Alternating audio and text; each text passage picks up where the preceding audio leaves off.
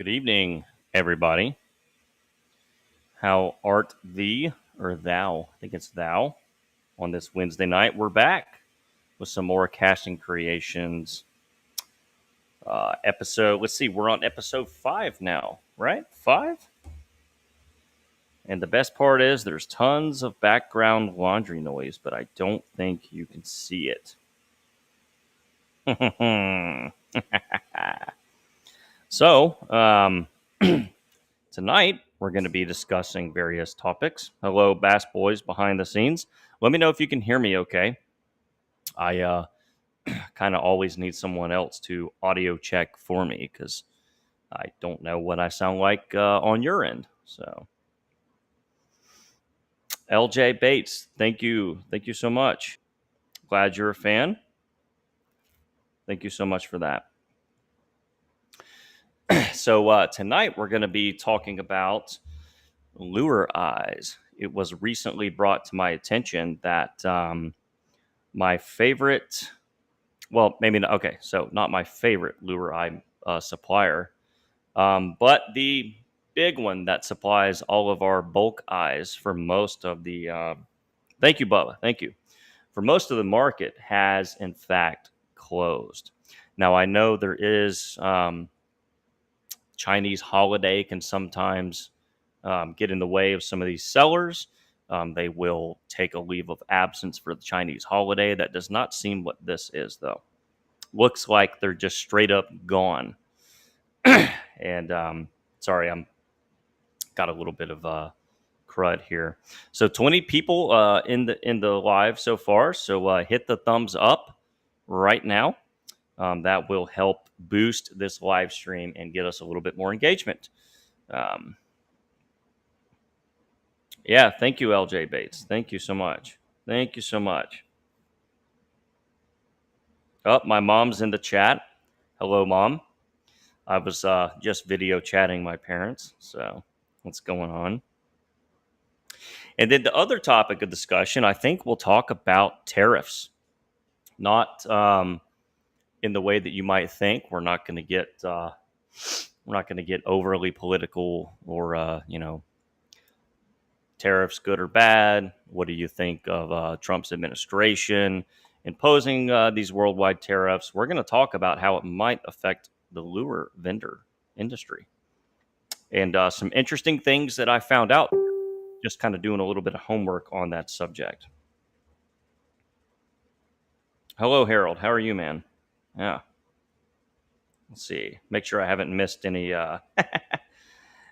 posts here, or excuse me, comments. So let's hop over to the World Tours Fishing Facebook page and see what we've been up to since last Wednesday night. So here's some recent hand pours. In fact, those are sitting right over there. Mainly, I wanted to pull this up for everyone. Here's a color that is a little under the radar. Can anyone in the chat who's not Johnny Sweet name this pigment? Let's see. This is an absolutely fantastic color. That picture right there is what it looks like, pretty much straight out of the bottle. I did enhance the purple a little bit, but let me know if you recognize this. Yeah. Harold, sorry to hear that, man. Was in a bad wreck a couple of months ago. Never a good thing. Hope you are feeling better. Scott Kidder comes in here with Chameleon. Okay, here's the reason why this color is slept on is because of the popularity of LureWorks Chameleon, right? It's very similar to this, sort of that purple to brown morph. Okay. LJ Bates, it is not Blastberry, but you are very close. Very close. This is an absolutely unbelievable pigment. I mean, just look at it. It makes us all look more advanced than we are. Okay. This, let me hop back over here. Let's view the post. Okay. So here's the entire post. The color in question, sorry, I'm sweating out here. It's hot. It is the time of year. This is called Dead On Smash Berry. So this is one of Travis's colors at Dead On Plastics, Smash Berry. And here it is, right next to Chameleon. So one of the reasons why I wanted to pull this up was not only to show you Smash Berry in case it's a color you're not using at home, which you should, but also to show you basically its closest equivalent. This is LureWorks Chameleon. You would have to really alter Chameleon to make it look like Smashberry, and sort of vice versa. I'm not sure. I'm not sure if Smashberry could ever be exactly the Chameleon shade, but they sort of have the same principle of a purple to brown fade. And Smashberry is absolutely fantastic. This one right here is Dead On Plastics Dawn with a little bit of. So it has one of the dead shift powders in it. And then some black flake. And this is your traditional 2-color laminate red shad. Look at that. That is in the AI 6-inch hand poured version of the botworm. Yeah, Smashberry is absolutely fantastic. So, and guys, all of y'all in the chat right now, hit the thumbs up. Anyone watching, hit the thumbs up. That will help boost engagement. You know, we're kind of trying this out on Wednesday nights. And hopefully I will have a guest lined up soon. Yeah. Yeah, really cool there. Let's see if we're doing anything else. We might have a few other interesting posts. If I can get back over here. Yeah. Let's see. Yep, those are the gray gizzards. This one was pretty neat. These are G3s. And that is sort of a violet highlight belly and then a charcoal top. Very simple color build here, just 2 colors laminated. So anyway, let's get on to lure eyeballs. All right. So you should be seeing eBay here, right? And eBay is where I buy a lot of lure eyes. Yes, the Dawn with Dead Shift is really cool. And it's super simple. That's Dawn straight out of the bottle. Grab your favorite dead shift powder or, hyper shift, hollow shift. I can't even remember all the shifts. How many shifts are there now? And, don't be afraid to spice things up with a little bit of powder. So Life Fly Outdoors has kind of been the secret weapon for a lot of bait makers. It's an eBay page that is basically a seller for Chinese manufactured lure eyeballs. As you can see, their page is gone. Okay. It's gone. This is where I buy pretty much all of my bulk eyes, right? We're not talking custom lure eyes. We're not talking dead meat. We're not talking Jetson back when Jetson was in business. These are like your go-to, basic eyes, but incredible quality and consistency. I would buy them from Life Fly Outdoors. Oh, yeah. Really sad to see them go. Really sad to see them go. So anyone who's familiar with Life Fly Outdoors, yeah, man, yeah. This is why we're doing this. This is the lure eyeball apocalypse for us bait makers. The king of lure eye suppliers has closed up shop. At least they do not exist on eBay as a seller anymore. For all I know, they're still around on some other platform, Alibaba, Prince Ali, Fabulous He, Alibaba. They might be on Alibaba, but I don't know. On eBay, they're gone. So I set out to try to find us an alternative. And I think I did. So let's hop over to another tab. All right. Here's what I've been able to find. Fishing accessory shop. Okay. Look at this. Look at this.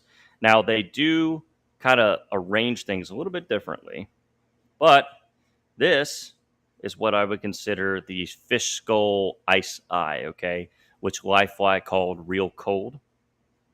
Look at this. All right. So come over here. Let's say I want 8 millimeter. I run a lot of 8 millimeter eyes. Okay. Let's scroll down, get a few more details. Because if you'll notice, the listing doesn't really tell you quantities, right? You just see this giant, you know, uh, basically card of eyeballs. Well, $5, right? $5 for 8 millimeter cold eyes. Well, how many am I getting? Let's come on down. This is what they say. I have not purchased from this seller yet. 120 pieces in 8 millimeter for $5. That's cheaper than Lifefly. Now, I do believe Lifefly would sell them in a little bit larger quantities. But yeah, this is kind of where I've landed. Yeah, sorry, I'm not sure. It opened up another tab. I'm not sure. Hey, Dexter, how's it going, man? Terry, how are you? Yeah. Well, so Dexter brings up just make a lure eye mold. Well, there are if you want to make soft plastisol eyes, but if you're wanting this level of 3D hard eyes, um, you ain't making those at home in bulk to this level. You can get on YouTube. I did a video with John at Jetson Eyes. There's a ton of YouTube tutorials on how to make lure eyes, but you're sitting there punching them one by one, putting them on nail heads, doming epoxy one at a time. You're just simply never going to make enough eyes consistently and well enough to do any sort of bait production. Now, if you just want to make them for yourself and have a little bit of fun, it's like any of this lure crafting. I highly recommend it. Making eyes is fantastic. However, for the larger bait community, especially those who want to sell some baits, we have to have an eyeball supplier that can bring us this type of eye at this price point. So if we go back here, we'll go back to the fishing accessory.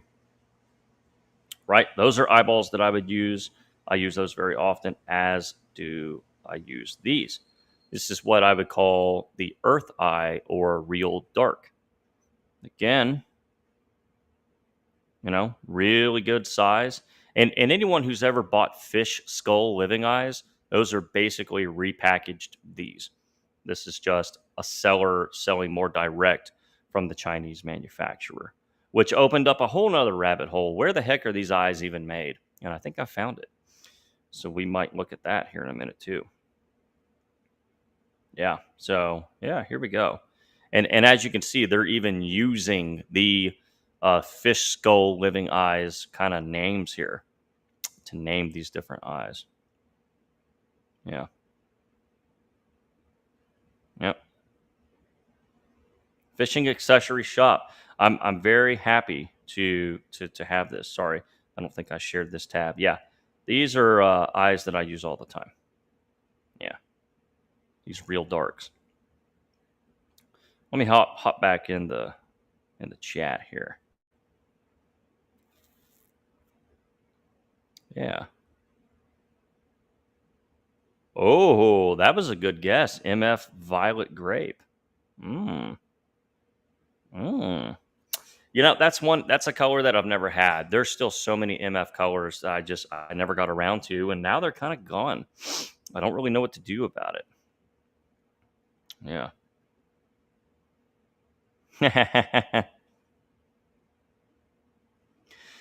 Yeah, I'm kind of curious if tariffs are going to affect a lot of these sellers, and maybe that had something to do with Lifefly shutting down. I'm not sure.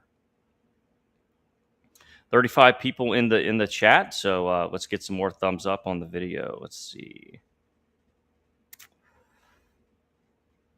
I'm assuming, Harold, you're talking about eyes. It's not a hard process, but it's very involved. It's very tedious. Basically, you can go online. You can get eyeball templates. You can print them out on hologram paper, water slide paper, just whatever kind of backing you want. Um, and then you basically have to hand punch them out. So you basically buy a circular punching tool, and then you have to kind of set them on something. A lot of people set them on upside down nails or the nail heads. Then you start doming your epoxy and let it cure. Um, it's it's not my favorite thing. Like, I'm not going to sit out here and make eyes all day, but yeah. Well, so Curtis Helton brings up a good point. Yes, MF is not totally gone, but they've been in shambles now for a couple of years, and I'm not sure if some of their old colors. I don't know if they're able to bring them all back. So I would like to see a couple of old colors come back. The MF original Blue Crawl being one of them. So let's see. Dan, what's happening, man? Well, what's happening? 43 people in here now. Let's keep going. Okay. So yeah, basically, a good friend of mine, Jeff Yoho. I guess I'm saying his last name right. I've never actually asked him. He brought it to my attention that Life shop was gone. So I immediately said, "Oh no, we are all screwed," and kind of went on a search for a comparable supplier. And this one seems to look like it. A lot of these eyes look very familiar. Some of which are the ones that I use a lot on my personal hand pours. Looks like there's some full mold. Look at this. Look at this. This is an unpainted Whopper Plopper. Look at that. 5 pieces for $13. You can paint your own Whopper Plopper. Isn't that awesome? Kind of really goes to show what all the stuff really costs, and where it's made. Yep, sorry. It opens up a new tab, and I have to click share this tab. Yeah, look at that. That's amazing. That's amazing. Let's see. We're going to get back. Yeah, hold on. Got to share my screen again. Okay. So anyway, if we just keep looking, lots of stuff. This is really cool. These are flat stick-on eyes. Let me open this up and share it. So a lot of times people want to put an eyeball on a bait that doesn't necessarily have a recessed part for a bait. So if we think about, let me grab a swim bait mold here. Mm-hmm. So this one actually has the kill dot already poured in. If we think about our swim bait molds, right, they're made to have eyes, right? They have a recessed eyeball slot, okay, or socket. A lot of baits don't have that. So it's really common for people that really hand dip like big tubes or even grubs. They want to put an eyeball on it, but you don't want the bulging eyeball. Well, you can actually just get flat eyes, which are essentially just the backings with the image printed on the paper. Now, you can obviously do this at home, but flat eyes are something that I recommend everybody have a few little cards of, because they're going to come in handy when you want to put an eyeball on something obscure, something that does not normally have an eyeball. They are really, really, really cool. Mm-hmm.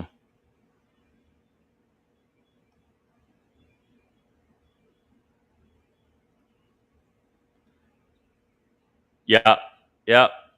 What's going on? This is my Canadian brother. Um, yeah, this dude is a serious angler. Yes. Well, you know what? I still have the OG motor oil. Still have some. Once it's gone though. Johnny, you can't find them on eBay? All right. Hold on. Wait, whoops. Wrong one. Fishing accessory shop. Wonder if they go by a different name in the search. Okay. Give me a second, guys. Let's see if we can find them.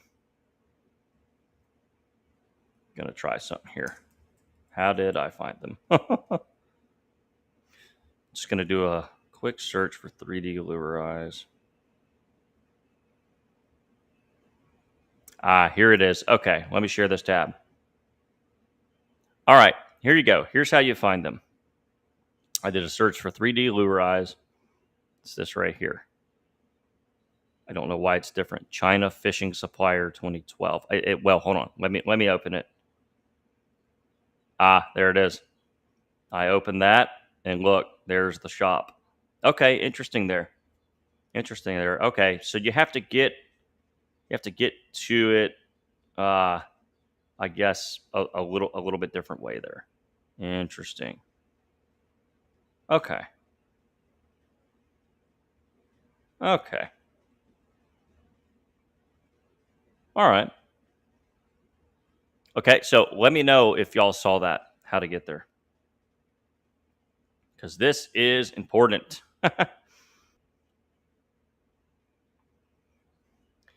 Hey, you know what? It's funny, and this is how horrible I am with names. You've probably told me your name a bunch of times. I can't remember. I just know you as can't find name.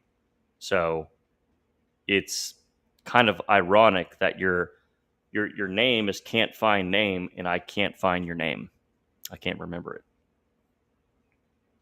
My Canadian brother there. Okay, so here's maybe the question of all questions. If I can pull it up. Whoops. Ben. Okay, Ben. I need to remember that. But you'll always be can't find name to me. Okay, sorry. I highlighted the wrong comment. LJ Bates. That doesn't happen to stand for Landon Jones, does it? That's my son's name. Any tips to get my company selling more? Whoo. Well, there are some other bait makers in the chat. Hold on one second. Who could probably weigh in on this? Um, yeah, who can probably weigh in on this? I'll just tell you my personal journey. 10 years of really hard work. Right. Um, I started Land is the Limit with selling baits in mind. Um, and look, it just took years of beating social media to death, and it really wasn't until I got on YouTube and started World's Worst Fishing that I really gained any traction. So in this, you know, in in today's market, I really don't think it's any different. Social media provides all the avenues you could ever ask for to find customers. I don't really think there's some secret to it. It's not have better colors than everyone else. It's not have a custom mold that no one else has, because believe you me, someone else has almost the exact same thing or a version like it. And even if it looks different, there's another bait out there that does the same thing, right? Custom molds have kind of just become a little, I will not say not worth it, but they're they're a little novelty because they are no longer a necessity. Um, I think the people that I see who are successful, do they find a way to set themselves apart? Yeah. Really, I think it's just who put their head down and dedicated years of hard work. Um, there's a lot of people doing very, very simple baits, just injecting crappie grubs all day, that sell every bait they make. They can't do them fast enough, and they're doing 2.5 inch crappie grubs in single colors and laminates. Nothing that anyone else on this chat could not do.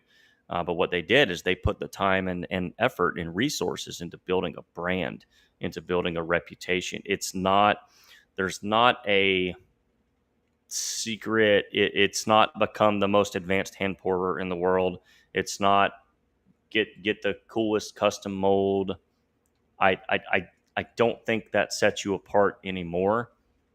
Um, I I don't know. It's hard for me to say because I can only speak to my journey. I mean, yes, there are things you want to do. You want to set yourself apart in terms of building your brand, your name, try to make a logo that the whole world won't steal. And you really, really need to develop your skill set. A lot of people make the mistake of trying to sell before they're ready. They're making very bad baits. Like, you can just look at them, colors are oversaturated. They haven't developed their eye.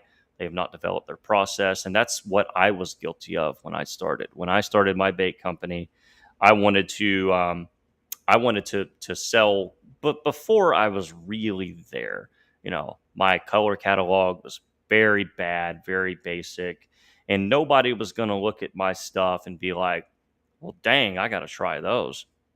You know, so I would say just make sure that you're make make sure you're ready to sell before you start selling, because the last thing you need to do, I think, is to introduce yourself as a subpar brand with a subpar product. Um, yeah, let's see. Can't believe anything on TikTok. There you go.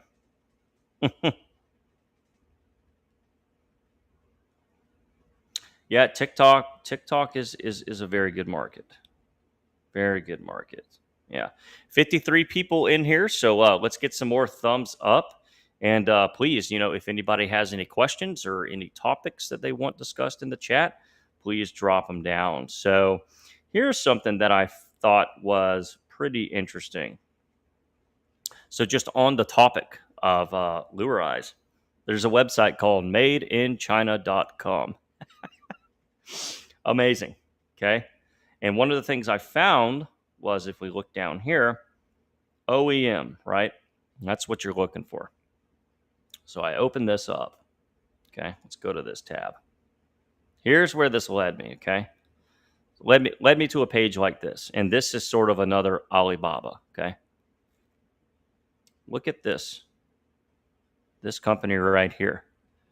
Like, lo and behold, I've kind of always wondered, okay, I'm buying through this supplier, I'm buying through this supplier. It's all coming from China. I understand that. I'm buying as direct from the manufacturer as I can get. But where are these things really made, right? Look at this. Look at all the stuff this company makes. I feel like half the baits hanging on shelves today are made right here. Look at this. Look at all these different parts, skirts, terminal, lure eyes, of course, and even their address. Like, you can Google Maps this, and I did, and it's just some giant business park, and that might just be their headquarters, not their actual like manufacturing plant. But like, yeah, book a factory tour. This is incredible. Look at this. Yeah. Yeah, really neat. I've kind of always wondered. Yeah, so Faith Wu here has a YouTube channel where you can watch videos on some of their behind the scenes manufacturing, and it's absolutely crazy how much stuff they're doing. So I thought that was really interesting, to just sort of go down the rabbit hole and see, okay, like, where's one of these companies that this is like the head of the snake for a lot of the stuff that we buy um, in the fishing lure industry. I mean, yeah, look at this. And this is probably one out of thousands of these types of just giant manufacturing hubs. Swivels, baits, terminal. Yeah, really neat here. This is all made in house. Mm-hmm. Yeah, it says they're even hand pouring. I'd be real curious to see how they're hand pouring at this kind of level there. But yeah, I found that to be really, really interesting. Just seeing where some of this stuff is made. They actually list the manufacturing plant, which I thought was kind of neat. That's something I don't really see much. Oh, got to restart the camera. Let's see. Yeah, I need to put a super chat goal on the screen to get me a real camera. So if anyone's feeling generous, yeah, let's raise some money for my camera. In fact, the first couple of live streams we did really good, and I'm a little bit of the way there. So yeah, let's see, let's see.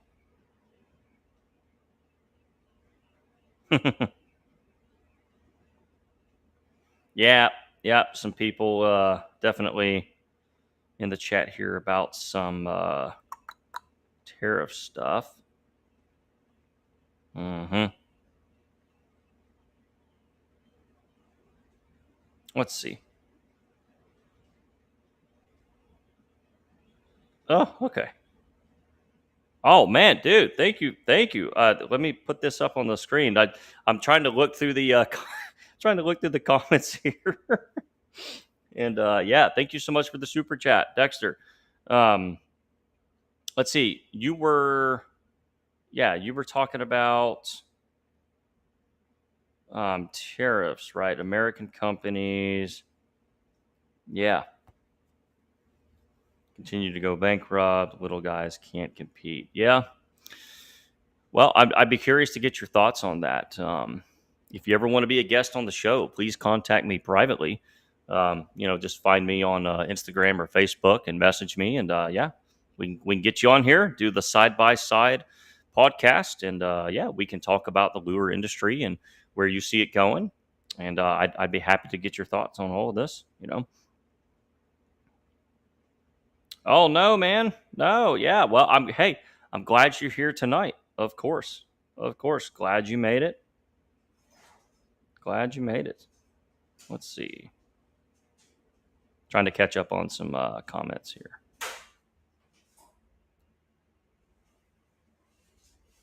Scott Pay says, "Thank you so much for your help and advice on bait making. You are very welcome.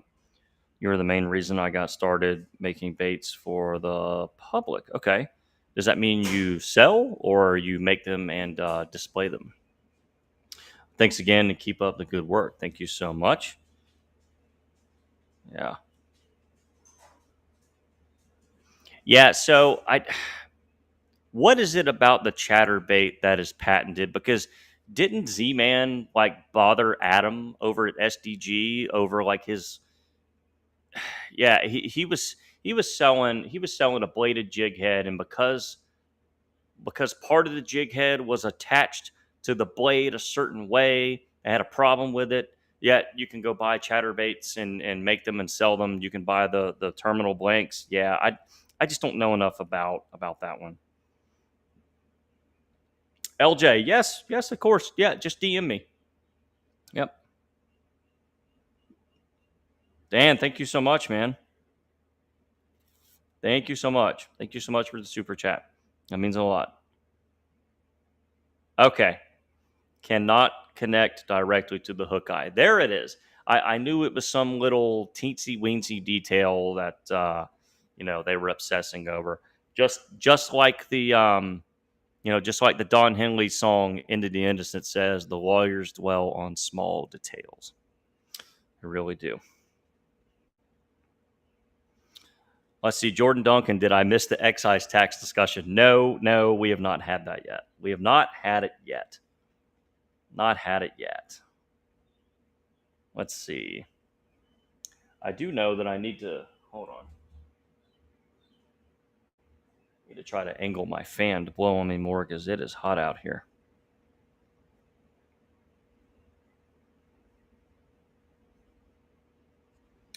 Has he made changes now? I'm not sure what you're asking there. Okay, let me close a few windows here, just so that we don't have it. Okay, yeah. So Ben, I got your name right. He would definitely know. Yeah, because he makes fantastic chatterbaits. Uh, Ben, drop us your Instagram page, the one where I think you have a smallmouth page. Drop us that so that people in the chat or anyone watching the live can see where to find you. I don't know if you sell your chatterbaits, but if you do, I want to help plug you. You've been such a fantastic customer for me.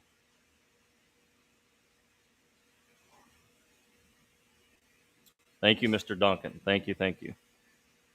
Yeah. Yeah, the excise tax. Yeah, it's due here in a few days, right? Next Wednesday, right? Is it whatever the last day of the month is? I wait the absolute longest I can before giving them any of my money. Here it is. Yeah, everyone go follow my buddy at smallmouth smash or what does that say? Smallmouth smash. Smallmouth. Okay, yeah, here it is. Smallmouth. I knew it was smallmouth something.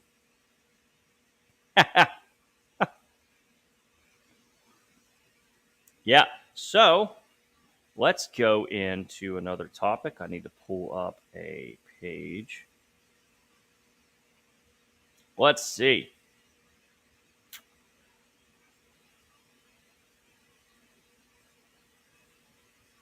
All right. So let's talk about tariffs. Tariffs, tariffs, tariffs. I mean, golly, a couple weeks ago the world was ending, right? And now my Coca-Cola stock is maybe highest it's ever been. So what a crazy turbulent time for the markets. All right, so we're going to talk about some materials. Let me make sure I'm caught up. Yeah. Okay. Has there been any discussion yet on the topic that popped up? Right. So apparently, vacuum chamber lids are cracking all over the place, exploding like firecrackers. Fingers crossed. I've not had that happen. Um, and to be honest, I don't really know why that's happening. Maybe it's the difference in acrylic and glass lids. Maybe somebody can you know kind of look into that outside the chat here. Um, yeah, I don't really know is my answer. I don't know why that's happening. Especially, it seems to be happening a lot recently. I don't really know. Let's see. So, oh, okay, all right, Johnny. See you later, man. Yeah, yeah. I'm not going to be on here long either. I'm exhausted tonight. So, Michael and I over at Bait Chuck, and we were texting today, and oh, hold on, super chat. Thank you so much, Brett. Thank you, man. This means a lot to me. 1 year into the hobby. Excellent. Excellent. Excellent. How are you liking the hobby so far? And let us know in the chat, how you're coming along, what your goals are, what's your favorite bait to make, favorite colors. I would love to hear more. Um, so Michael and I were talking. He had watched a podcast. Okay. He had watched a podcast, another kind of fishing lure or a fishing podcast, in which they were talking about tariffs and the fishing industry. And it kind of got me thinking, eventually, as bait makers, we will see a trickle down effect, right? Everyone likes to use that term trickle down, but it really is the case. We will eventually see a sort of trickle down effect of tariffs on little things you may not have thought of, right? So if I hop over here on this page, one of my first questions was, what about the plastisol, right? Are plastisol prices going to jump? I know that back during COVID, when there were really limited supply chains, particularly with petroleum products, there actually was sort of a run on lure plastisols because refineries that refined some of the plasticizers were not like in business or open. But however, it got me thinking. Okay, what about some of the raw materials, right? Because if you think about a company like Dead On Plastics, who are based in the United States, your first inclination is, oh well, okay, well they're American, so there's going to be no effect on price from tariffs. Well, think a little bit more here. So it got me curious, right? Where's this stuff really made? Okay. So PVC plasticizers and plasticizers are what we kind of know as worm oil or softener. Okay. That is the plasticizer, right? Plasticizers are manufactured in the United States. Companies like Westlake have PVC resin manufacturing facilities in the United States. That's very important. And BASF is a global leader in plasticizers, including those for polyvinyl chlorides. The U.S. also produces a significant amount of polyvinyl chloride with a projected growth in production. This is actually a really good thing. Despite a lot of these plastic polymers being made by American companies, um, I kind of wondered, what about the raw materials? Are these raw materials being manufactured overseas? And it looks like, to a large degree, no. Which I actually think is a good thing. That will maybe shield us a little bit from it. But if we start thinking a little bit further, let me catch up on some chats here. Uh, yeah, so some people were talking here about the vacuum chamber lids. I started thinking a little bit further. What about the small things? What about the bottles and Yorker caps for colors? What about plastic bait bags for us bait makers, or bait bags that like the dead shift powders come in, dead on flakes? Even the labels, even if you print your own labels, right, for a product, what about the actual label that you're printing on? Um, all of these things, can come from overseas and affect us little old Timmies in our garage bait makers. Um, it's kind of really got me curious, and I don't have the answers, but I just kind of wanted to pose the question to the chat and to the audience. What do you guys think? Eventually, some of these supplies will dwindle, right? Somebody that kind of reacted smartly, I think, to the tariffs probably would have gone and bought up some extra supplies, right? But eventually, those bottles and Yorker caps are going to run low. Just little things like boxes, right? Think about a company like Angling AI Molds. The amount of little moving parts that go into what they do, even boxes and labels. Um, some of their suppliers that they're getting these things from might ultimately be getting them from China, right? I use a lot of bubble mailers coming from a company called Uline. Okay, so a lot of what I do, in terms of selling my own baits and shipping them out, I use these kind of bubble lined mailers. Where do those come from, right? I buy them from a company in Georgia. Where are they being manufactured? Eventually, all these little things are going to kind of come calling, um, and could affect us in the long run. I mean, little things that you haven't thought about. Probably the bucket that the plastic comes in, right? It's probably being bought in bulk from a supplier stateside. Where are the actual buckets being made? Where are the lids for the buckets being made? Right, the labels come on the buckets. Where are those being made? So, yeah, we could do this all day long and just start really, really putting all the little things that we use under a microscope, that just stuff you don't think about. I mean, literally stuff you don't think about in your day to day. This Loctite gel, right? This squeeze glue. Let's see. The Henkel Corporation in Rocky Hill, Connecticut. But I'll bet at least part of this product, if not the glue itself, made overseas, made in China, made somewhere else, right? Little things like that. Little stuff. Yeah. Let's see. What have I missed in the chat? Okay. Yeah, might have to learn Chinese and move. Yeah, I mean, honestly, it won't come to that. A lot of people are all up in arms about the tariff wars. I have my thoughts on it, but yeah, it's uh, it's an interesting concept. It would it just be fairer for no one to have tariffs, or how do some companies that are smaller, get enough GDP? Yeah, there's a lot of things to consider there. But despite how you may feel about it, it has got me thinking, and it's got a lot of us thinking, particularly those on the vendor side. Michael at Bait Chuckin', right? He has orders because he imports direct from manufacturer for a lot of his borosilicate stuff. He he has orders literally on hold, like they are not selling till they kind of know how these tariffs are going to work out.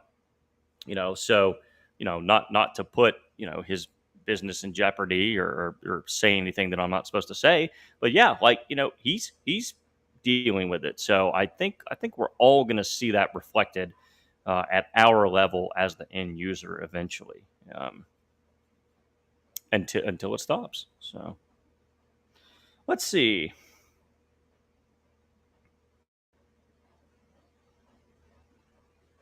Yeah, interesting here. Buy as much as you can now. Yeah, I mean that's honestly smart. You know, buy buy up all your lure eyes now. Buy up all these little things now if you can. Let's see. Let's see. Okay, this can be a question for everyone in the chat who makes baits or just goes fishing in general. What's your favorite color to throw? Hmm. Hmm. Hmm. Hmm. I've done pretty good on Junebug myself. Just if I think all time, watermelon red has been very good to me. Watermelon red pearl has been very good to me. Yeah. I run my plastic a little hotter and I don't open pour. Okay, I must have missed that one. Sprayed grass, dude. What a great answer. Yeah. The one that we have all forgotten about, sprayed grass. Whew. That's a good one. That is a good one.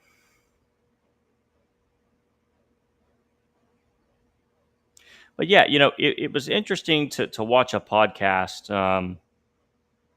Once this video is uploaded, I might link their podcast in my in the comments of this video.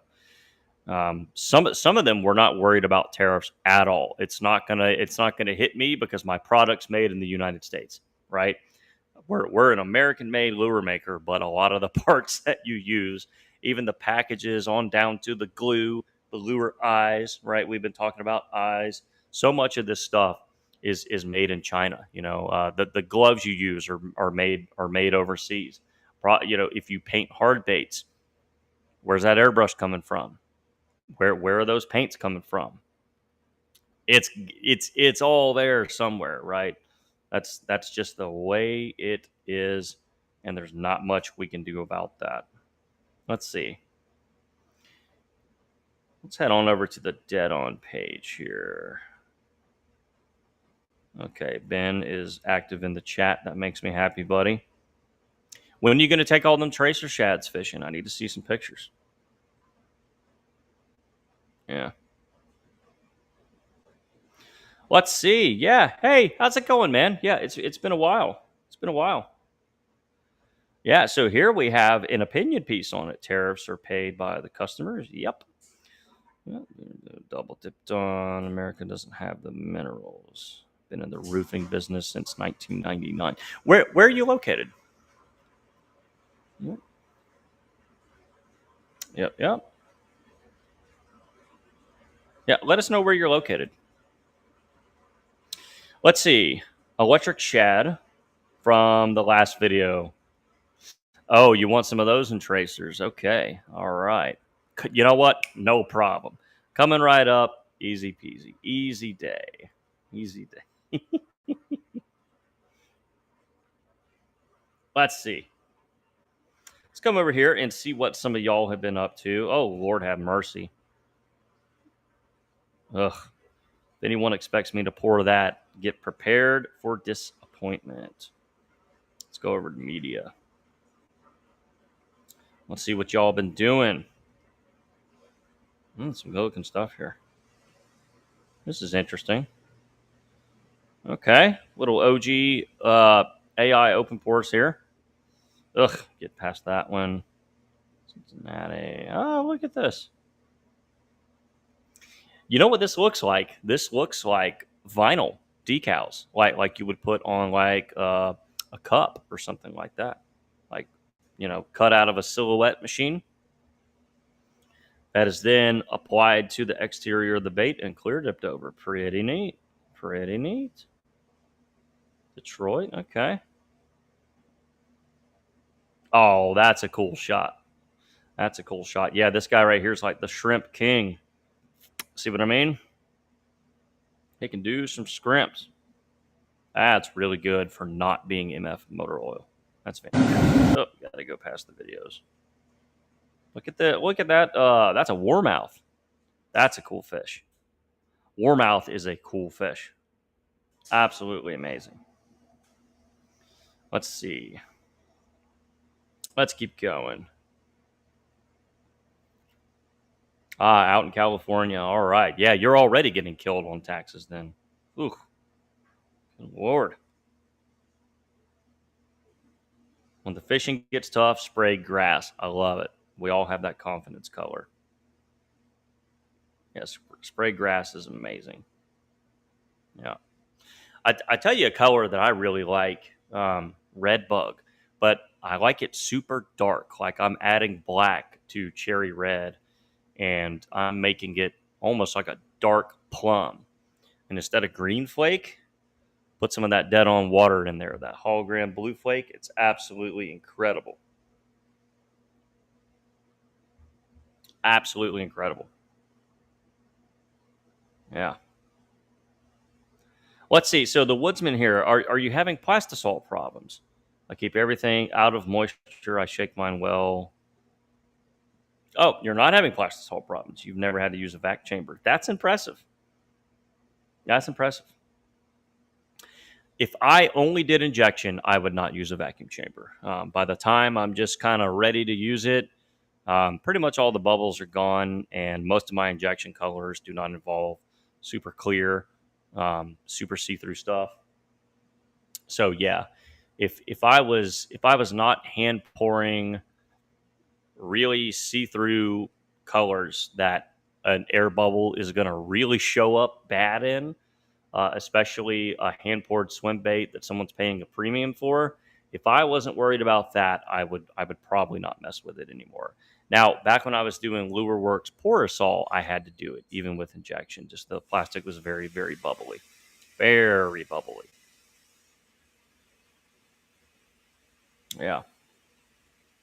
Let's see.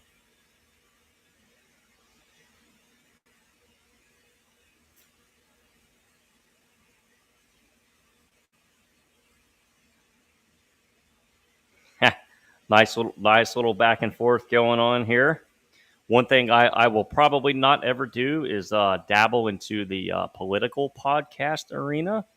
But yeah, very, very interesting here to see competing ideas. Yeah, very good. Y'all are welcome to have at it. Just have a respectful chat, of course.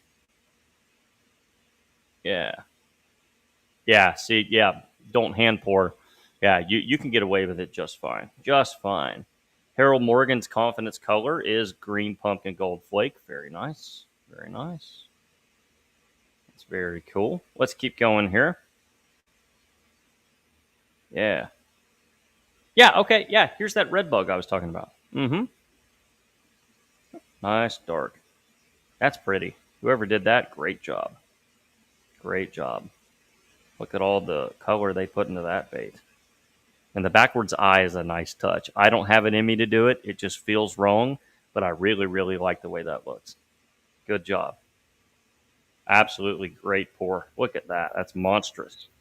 Monstrous. Fantastic. It's got the red bug vibe. I like that worm too. Very good. Oh, Tell you what, bluegills are the gateway drug. Yeah, here's some more from the Shrimp King. Oh, yeah, some of my favorite guys, Trash Panda. That is the G5. And then look what's next, the OG BTS. Love it. Got some nice shading in the head, brown and black, maybe. That's kind of where I would start. Looks like a layer of brown in the heads, a skin layer, and then the black top darkens that up a bit. Got some nice turquoise highlight and some sort of purple powder going on, applied all the way to the back of the tail. A lot of times I like to kind of stop in here because the tails get really narrow. Not in this mold. This mold stays very wide. You can put a lot of detail into the tail section. This looks like something from Bug Molds overseas. Looks very good though. Interesting. That's an interesting bait. Some tracers, AR frogs, stingers, worms. Very good. Yeah. Very cool. Let's see. Yeah, Dexter, of course. Much love from Louisiana. Just got a kayak.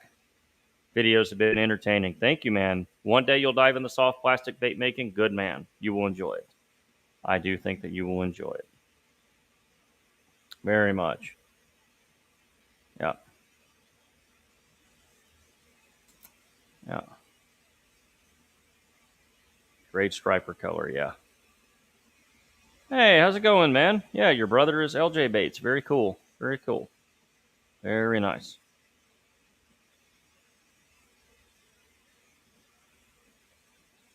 Ha, this is great. This is great. I'm glad to still have somebody who still watches after 6 years. I almost held up 5, but I can't get 6 fingers on one hand, of course. Yeah, I have screenshots from 6+ years ago of you giving me tips in your comments. Hey, that's fantastic, man. That is awesome. Glad you are still here. Glad you're still here. So yeah, basically, I just kind of wanted to hop on, try to establish somewhat of a routine on Wednesday nights. I figured it was, really worthwhile to look into the eyeball thing. Life Fly Outdoors shutting down is a big hit to a lot of us. So hopefully, I have found a nice alternative for you guys. And of course, if you're looking for some amazing, more on the custom end of lure eyes. Matt at Dead Meat Custom Eyes is doing amazing things right now. Let's see. Yes, Pete, we need more done on morphs. I'm going to call Travis right now. Tell him to get on it. Tell him to get with it. He needs to. Um, let's see. Yeah, maybe I can just bother him right now. I should call him right now. He would not answer. He'd be like, no, not doing it. Here's a great question. Y'all check out this question. That is a fantastic question. What is the largest fish anyone has caught on their own poured bait? So, in the bass fishing world, that would be one about 9 pounds on a 9-inch ribbon tail worm. Mm-hmm. Yep.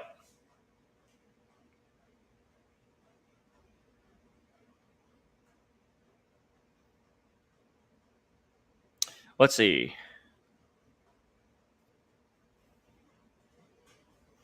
I love bait making as a hobby. I used to sell but stopped. Yeah.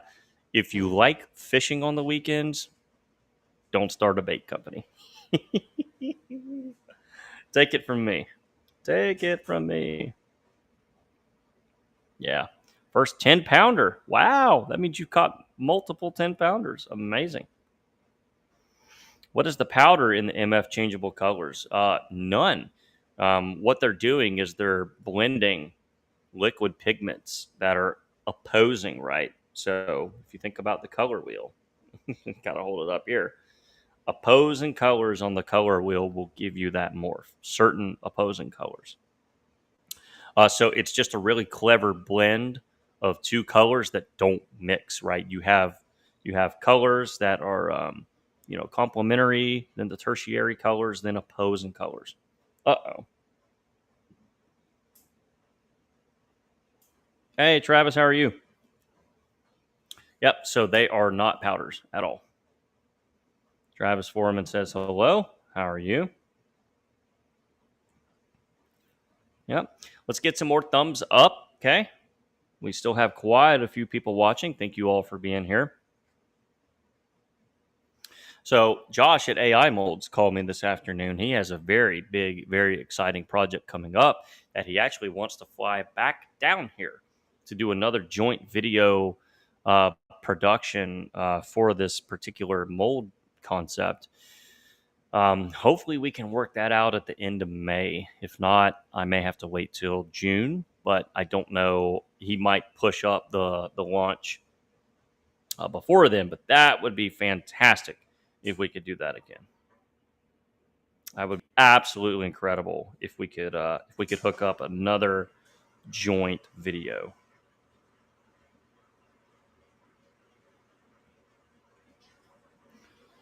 So David asks, was making trolling lures for someone? Are you talking about like giant grubs or something? Just started pouring soft plastics, trying to get them on the market. Any suggestions? Yeah, we kind of touched on this earlier. It's kind of hard to tell someone else how to be successful when you're barely successful yourself. All I can say is, look, I'm over a decade in at this, um, working social media to death. There's really there's really no secret. Get on social media and start learning the ways of content. That's really your key. Social media is where the action is. It's where all the advertising dollars are. That's where the eyeballs are. All the tools you need are right there on a Facebook page, an Instagram page, a TikTok account, and a YouTube channel. Yeah, there's really no better way to do it. Another thing you can do is hop on some of the Facebook groups. So if I go over here, right? Um, how do I get how do I get to my groups now? I have an old heart surgery page. So yeah, there's okay,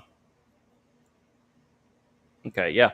So pages like this, okay, lure making show and tell. This is a fantastic page to advertise your lures, right? They are advertiser friendly. You can post sales posts. There's lots of these lure making and painting pages, soft bait groups. There's a lot of places where you can post your content to, not just your own personal page. Yeah, this was a great question here. Okay, let me make sure y'all can see this. Yeah. So, and we'll kind of end on this because I am going to go pretty soon. This guy has the age old hand pouring question: how do you get the top to fill in flat? Right, whenever you're hand pouring. And for long on this channel, we've been teaching temperatures and timing. Right, you got to preheat the molds and you got to let them cool down slow. So it looks like he's doing all this right. Sometimes they're flatter, sometimes more dented. Pouring at 350, the molds are heated hot enough to vaporize water. So right off the bat, what I would tell him is pour the plastic a little bit colder. And I kind of forgot to tell him that because I did write him. I did write him back. Yeah, you can see right there. The colder you can pour the plastic going in, the less it will have to cool, right? The less it can shrink as it's cool, right? The hot plastic, as it cools, it draws in. So if your molds are already hot as heck, you do not need your plastic to be all the way up at conversion temperature to pour. Pour them cold, like 320 or below.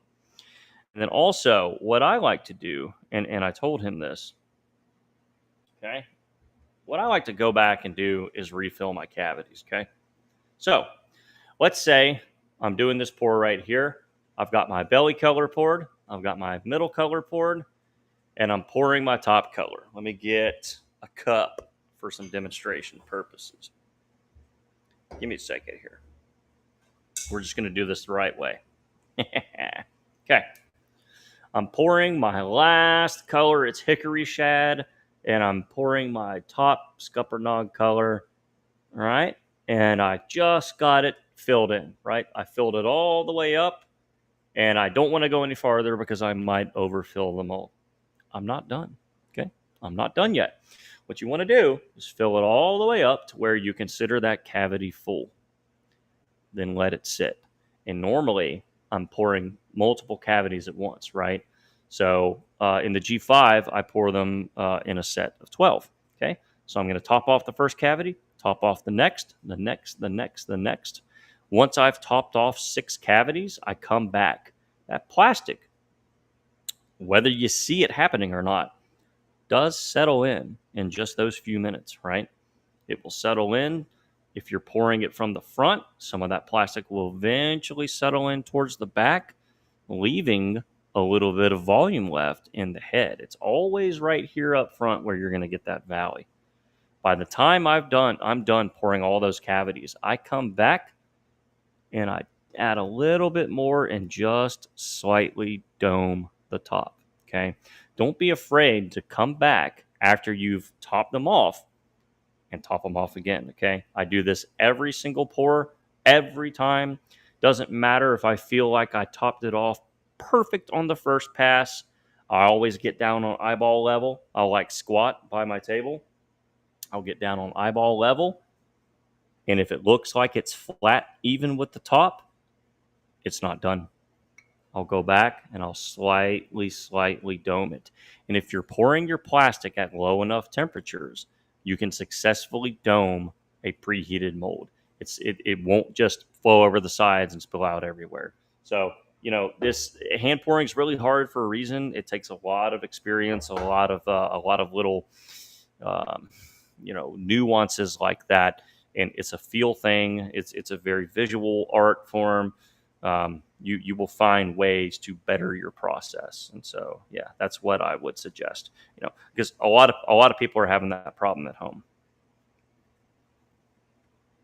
The Killer G recipe. Yeah. Okay. So you watched an old video. Awesome. Awesome. Greetings, Uncle Knife. Yeah.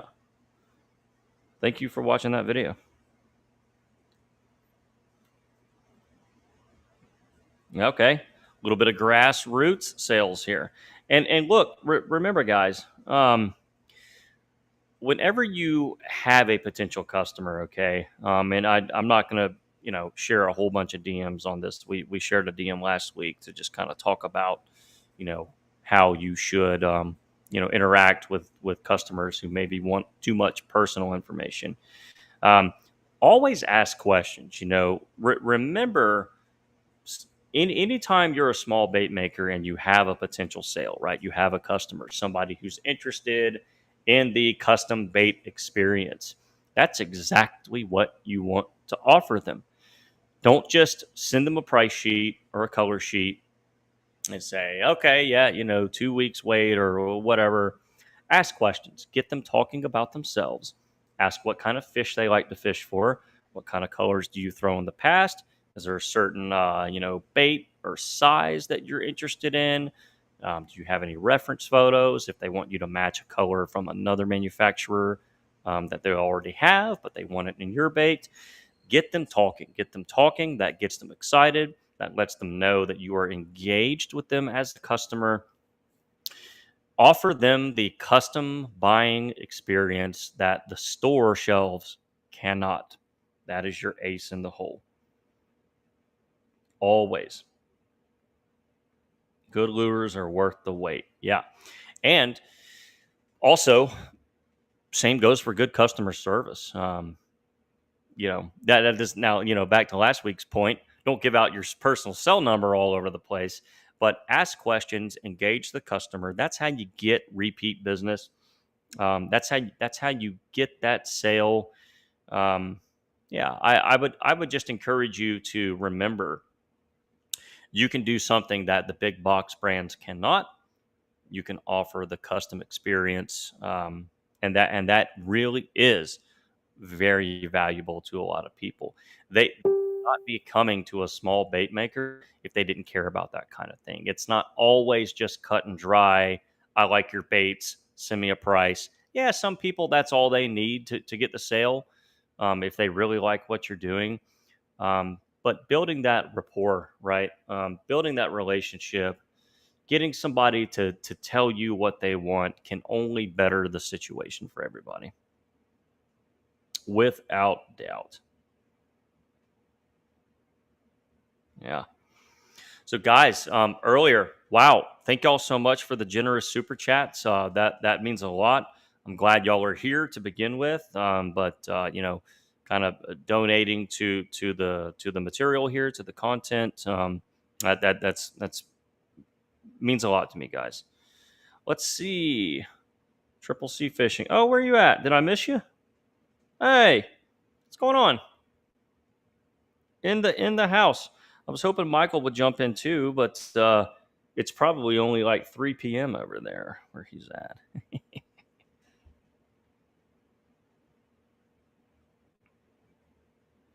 Silicone, yeah. What silicone are you using for the actual baits themselves? Very very curious.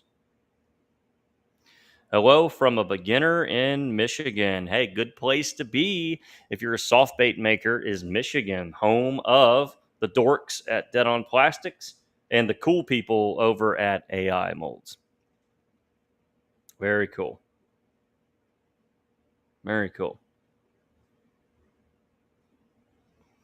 Yeah, so the woodsman here is talking about grassroots, door to door sales, selling to shops. Just remember when you sell to a shop, you're eating a lot of your profit margin.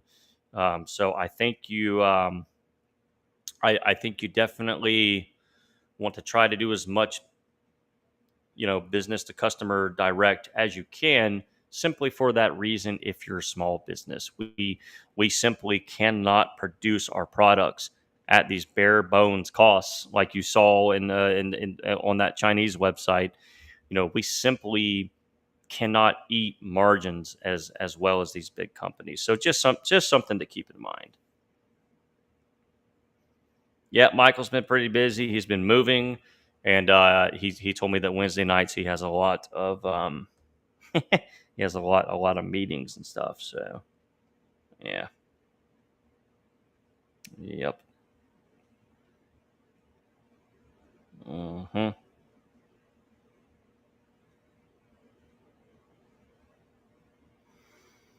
Hmm.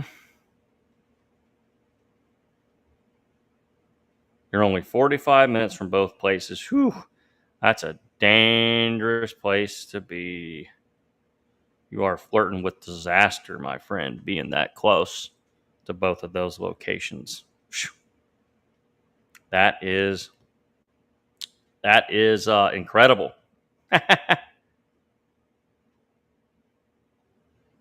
Yeah. Mm-hmm. Yeah, one second. Yeah. This is cool. A vending machine? I'd love to hear how that works. A vending machine. Hmm.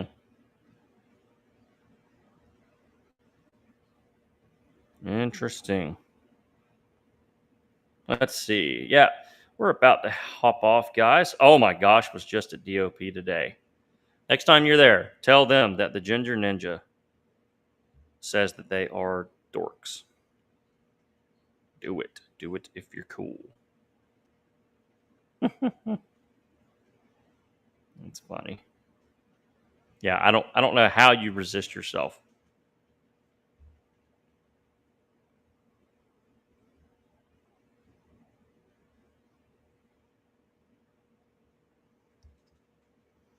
NTW, what's going? Or yeah, golly, I said that completely wrong. Yeah, yeah, you kind of hit the end here. We talked about uh, probably the biggest custom lure maker eyeball supplier shutting down, and tried to look for an alternative. Think we found one. We talked a little bit about tariffs and how they might affect the bait vendor and trickle down to us. All sorts of stuff. All sorts of stuff. Vending machine. Interesting. Yeah, I've seen vending machines for a lot of strange things that you don't think of when you think of vending machines. I have not seen one for fishing lures yet.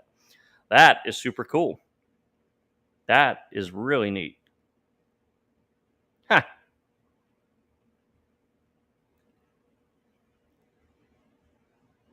Here's an interesting comment. Heard something about salting specific parts of an open pour bait to help it keel and not blow out at faster retrieve speeds. I have never heard that one. Very interesting. I think that can be solved with rigging personally. Um, a lot of our swim baits are either line through, internal weight harness, or a weighted swim bait hook, which kind of solves a lot of those problems. A lot of these swim baits are not made to be thrown just on a weightless hook like a worm. Um, I don't know. I feel like there's a lot of good rigging options there. So yeah, still 50 people in here, guys. Awesome. Thank y'all so much. Thumbs up. Keep it going. But we do need to hop off here in just a second. Got to go help put the kids to bed.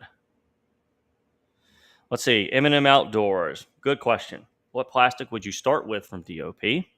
I'm thinking medium red label. Great choice. You're going to have a good time with it, especially as double trouble at all. It doesn't require quite as much discipline in the prep in terms of stirring as, say, the non-phthalate black label plasticizer plastic. However, you will need to really, really pay attention to your ventilation. Like we lost the connection there for a second. Yeah, I would just be mindful of that. The black label plastic is much cleaner to use. So yeah. Man, y'all are talking about stuff I've never even heard of. Concessionaire's permit in a state. Yeah, never even thought of that. That's cool though. It's neat seeing how other people find ways to sell their product. Because I've been such a social media guy. I spend a lot of time in DMs responding to inquiries and doing transactions. And I find that opens, almost the whole world up to being a potential customer. So, I always encourage that for everybody. I would have never done sales in Canada or France or New Zealand doing the grassroots thing. But the grassroots thing, you get to meet a lot of people. One thing I've always wanted to do is do a trade show or something like that. And at least just kind of get to meet folks. I find that to be very, very rewarding. So yeah. Very nice. Yeah, I'm enjoying seeing all this back and forth in the chat. I like the fact that y'all are really, really engaged here, not just listening to me flap my gums. So is the white label good for injection and open pouring? Yes. So you might know of a guy named Richard Ray, a hand pouring guru. He exclusively hand pours with white label. And the good thing about white label is it's very dry. It sets up very quickly. It's very good for injection. Yeah, very good for injection.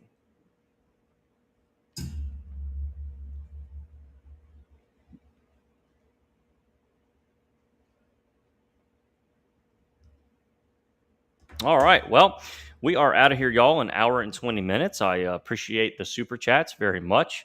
Um, thank you guys so much. Hopefully, we can put that to some good use and some resources on here. Again, want to have some more guests. I was not sure if I was going to be able to come on tonight, so I did not ask anyone to be on tonight's show. I need to do a little bit more homework on adding guests. It was actually quite a rigmarole to be able to add Michael as a guest and as a speaker. We had a lot of problems with his audio. We could get him side by side in the streaming studio. He and I could share things and move things around, but his audio was not coming through for the longest time. So I need to get a little bit better at that. So yeah. Thanks, Ben. Can't find name. I'm glad y'all enjoy the chat. Yeah, Triple C, no problem. We'll see you next week. Hopefully, I'm going to try to be back here Wednesday night. So, yeah, thanks, Harold. Thanks for being in here. I think you've been here all night. So, until next time, hopefully we will get some more, long form, normal video content filmed this weekend. If not, it's because I'm very busy. So, we do the best that we can. But I appreciate everyone's support. And hopefully we will see y'all in the next video. Thanks for hanging out. Now, how do I get out of here? Oh, there it is.